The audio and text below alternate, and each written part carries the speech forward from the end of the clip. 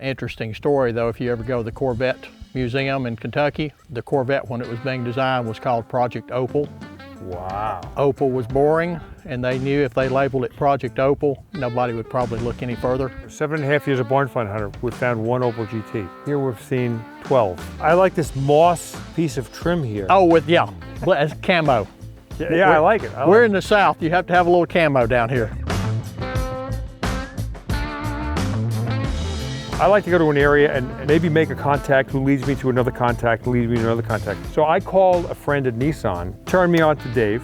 You already got a little slice of heaven here out in the country. This is beautiful. Yeah, I just acquired the land a couple years ago and built this building for my vintage car parts business. I retired from Nissan after 30 years and managed our heritage collection for 14 of those 30. So tell me, when you manage a heritage collection, what's that all about? Part-time work, you don't really get paid for, right? But you build and manage that collection. Restored some cars, added about 30 cars to it over 30 years. And so how many cars are part of the whole collection? that's about 60.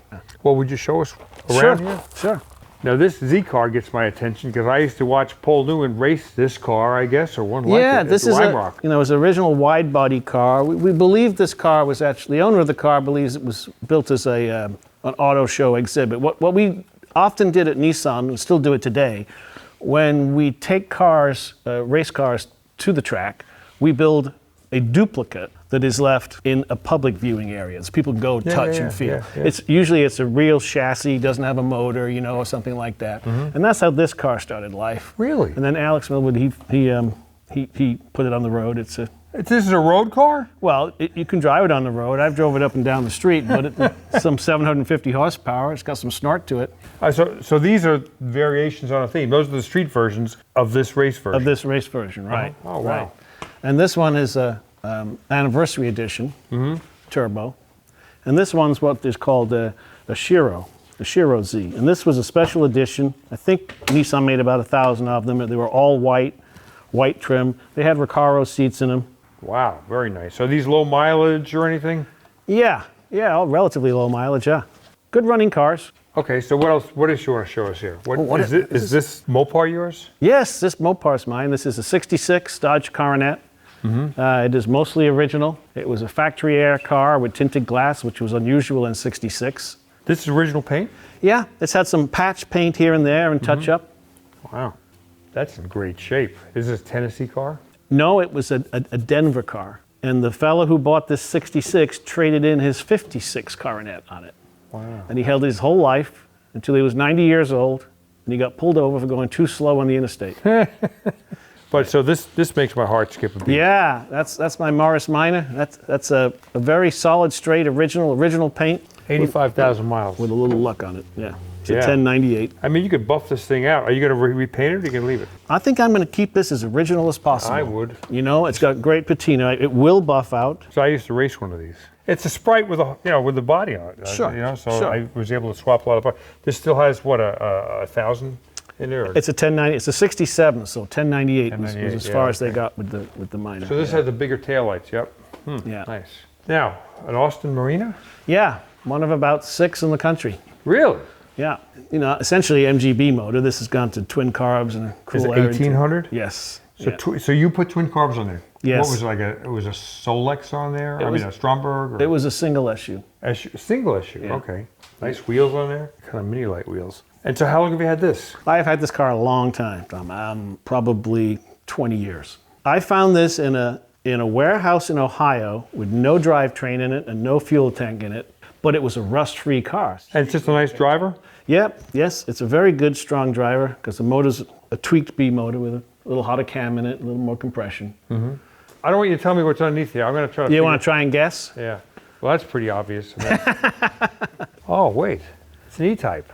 Yeah. It's a Mark II. Series 3. That's why it's got the big bumpers. Ah, okay. V12 4-speed. That's a rare combination. Yeah.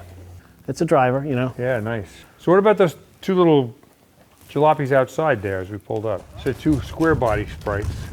That's a very early car. Yeah. You're still holding water, which is a good sign. That's a good sign, yeah. But they're just parts cars. Yeah. They're both 1098s. This one, as you can see, is like patched metal. There's like mud coming out of there. This must have been in a swamp or something. Yeah. I'll salvage the dash and the instruments. Uh-huh. Also, this is a very early car, so it has the same rear suspension as a Bug-Eye would have, half springs as opposed to the full springs. Yeah. So I'll save that rear axle assembly. Is nobody interested in the body like that? Nobody's interested in It's a race? Oh, I feel the Bondo. Look at how all this here is okay. all riveted in, and I would not sell this. Yeah. It's dangerous. And the body on this? This one's also shot, and also somebody here tried to create something that never existed. You'll see it says Sprite on the dash, but you'll see it's a round wheel arch car, which would be a 7123 midget. Right? Fake VIN number to try and fake the year of it. And you can see how it's crash damaged here. Yeah. This is all crash damage. So this is another body. A Bitza. Yeah, a Bitza. But a complete drivetrain. And Yeah. we'll, you know. Thanks for showing us your stuff. My pleasure. Yeah. Thanks for coming in. And I hope you find homes for these parts. Oh, they'll find homes. We've driven far into the country to visit a man named Harold who has an obsession for all things Opel. Yeah, this must be the place because it's the only house I've seen with Opel GTs. Friendly dogs, hopefully. We've driven about, an hour and a half to get here. We are, what town is this again? Chapel Hill, Tennessee. I was recommended by a friend of Harold's. So you gotta visit this guy because he's like the Opel GT guy. These are cars I've been intrigued with my whole life. They started out in '68. Of course, you won't see any 68s, but basically 69 through 73. The three that we have right here have been daily drivers up until recently. Of yours? Yes. I bought this from a friend in Georgia, and the wife was driving it daily to Franklin 6 and 7 days a week until somebody got into the headlight where you can't rotate the headlights right now. So until I get the body work done, it's kind of parked. So the intriguing thing is these have a look like the '68 Corvettes, the C3 Corvettes. Yes, sir. Which came first, the chicken or the egg? It's debatable. It depends on who you talk to. I think the styling maybe started here.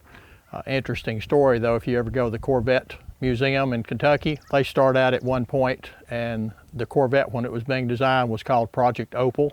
Wow. Opel was boring, and they knew if they labeled it Project Opel, nobody would probably look any further. Wow. So how long have you been into these cars? I bought my first one in 1982. Because you like the look of it? For the most part, like the styling, like the handling. It's good that I'm not into the go fast because they don't. Yeah, I knew some guys used to race these things and they never did very well. 1.1 and 1.9 liter? Correct. Small and smaller. A 1.1, I mean, that's a tiny motor. And did they all have manual gearboxes? No, sir. They had automatics as well as 4 speeds. This one and the yellow one has a newer 5-speed in it from the 80s. Yep. Which is very easily adaptable. It bolts up to the same engine. These were sold through Buick dealerships, They I were. remember, right? And how many years were they imported? I don't know if I can actually tell you. As far as the GT, obviously, late 68 through 73. The last year for Opels, period, in this country was 75. They were That fuel. was a 1900? That's a 1900. That was fuel injected when it came out. That is a 75 model. The 74 75 looked basically the same. They made a few upgrades, fuel injection being one of them. These cars, when we first got them, they were 102 brake horsepower. That was a gross rating. They dropped the compression later on and went to a net 75 horsepower at that point. They came with a 2-barrel Solex. It's got a Weber. Everybody just about puts a Weber on them now. They're just so easy to tune and to connect off. What engine is this, 1.9? This is a 1.9. So who's Adam Opel? Is that the guy, that was his name? Adam Opel, and they started out, and I hope I don't screw the history up too badly, but they started out with sewing machines and bicycles and eventually evolved into cars. Now Blitz is this little emblem right here? It is. That's the logo. Can you show us how the headlights work? So German. What does a nice GT go for these days? Say for one like this condition. I would hope 12 to 15,000, but it takes that special buyer to find somebody that will do that. So when I used to race Datsun 510, the Opel 1900, that was a hot rod. And they were. Yeah, it was probably a good match for that car. Yeah. So is this a parts car or?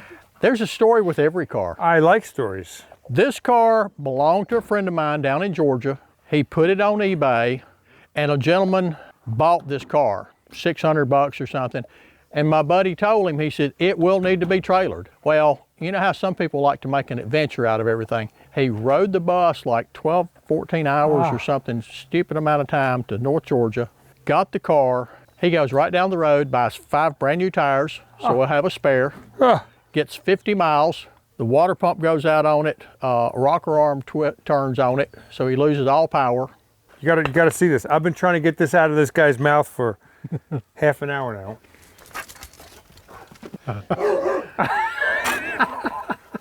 Okay, now back to the story. My buddy calls me and said, if you're still interested in the car, you may want to make him an offer because he hopped the bus and is headed back. So I called the guy and I offered him half. So I sent him the money. And there you got it. And there's a Cadet, if I remember right. that would be Mr. David Bishop's. It is strictly parts, no engine, no transmission. Yeah. So a Cadet here, a Cadet there, a Cadet there. Actually, that's the only Cadet. Oh. That's a sedan. That's a 1900. Oh, it is. Okay. In Europe, see, it's basically the same same car as this, except a 2-door sedan versus a wagon. So here's your first car. Yes, sir. So did you repaint this? What did you do to it back in the day? Had to repaint it. When I got it, the wiring was a mess. These headlights, the 3 wires go through a hole for the headlights to rotate. They insulated them with rubber. The rubber crumbles after so many years. Yeah. And you have 3 12-gauge wires, 1 ground and the other 2 hot, depending on whether it's high beam or low beam. And when they short out, there's no safety, no fuse, no circuit breaker. And if you don't catch it, they melt everything that those wires touch all the way back, and they did. And I would pull the wires down and tape bare spots, shove them back in. Other lights would come on, some would go off, depending on how they went back in the fuse panel. Yep. And I finally got it where it was pretty reliable. And these are drum brakes all around? Disc, Okay, drum. okay. If somebody came along or somebody watching this video, I'd like to buy that or that. Do you sell any of these cars? I would have to think what, and I hate to say this, kind of what their plans are on some of them. Some of them I don't care. That one I picked up out of Georgia. That's a really nice low mileage car. I played with the carburetor a little bit. It started up, it runs good, shifts good. Now that one has an automatic. Wanted a 4-door, they're pretty rare. Oh, really? The bottom of it's rusted out. It's just a toy. Oh, wow. I will, when I get back on that project, I have to put the heater and the cowl back in where somebody down there had taken it out, was going to do some hot rod engineering on it. I'll put antique tags on it and drive it around here local. I like this moss piece of trim here. Oh, it's camo. Yeah, I like it. We're in the South. You have to have a little camo down here. Is this a parts car? Is this a? That is definitely a parts car. I got that from a buddy of mine. Some of the 1.1 stuff is unique, and I got it with the car, of course. I've seen Bondo on several cars here. I mean, it seems. So is this a traffic light and somebody with a big American car hits this? I'm gonna be honest with you. They won't hardly get out of the way of much. Oh. So most of them are hitting the rear end. Because they're slow. They're slow. Wow. They're fun, but they're slow. Can you turbocharge these or anything like that? It's tight under the hood on the GT. Now on the Mantas and the 1900s, you had a lot more room. So why aren't these cars in that building, or at least some of them in that building? There is one in that building which you'll barely be able to see. I have a cover on it. I have accumulated so many deals. When you find a stash of Opel parts or something you need to snatch it up then, whether you have room for it or not, because it may not come around again. I get it. How many GTs do you have? The official count, we stop at 12. You know, it's bad enough that I have that many. I don't want anybody to know that I have any more than that. Yep. I seriously have never counted them because, like I said, I don't want to know. So this is a good car? This is a good car. This has had some wrecks done to it, and you see it's going to be a lot of work to get it out from under there. Yeah. That was a really solid car, stayed in the same family, bounced around. This one has been in the drive most of its life. Oh boy. Air conditioner, which is pretty unusual in these cars. Factory. That used up some horsepower running that Only sucker. about 19 out of a 75 horsepower engine. 19 of work that That's what some of the experts on the internet are claiming for this car. Who do you figure bought this type of car new, a GT? Were they weighing, or should I buy a Datsun 240Z? Should I buy At the time the 240Z wasn't out, this was kind of winning out. Once the 240Z came out, you had similar styling. You had a much, much faster car. That probably didn't help with the GT. I still prefer the styling of this over the Z car. So if somebody came along and said, I need a camshaft, I need a rear wheel bearing, do you have that type of thing? You need a 3-bearing or 4-bearing cam. There's a stack of them. I guess I picked up the right subject there. Wow. Well, there's an engine here. Oh, 2.4 liter. This one came in like in the early 80s. There was a 1.5 in the Cadet for like 1 or 2 years. Then a 1.7, which we never really saw over here. Then there was a 1.9, which is what we had. 2 liters came about the time they quit importing Opels here, true, German Opels.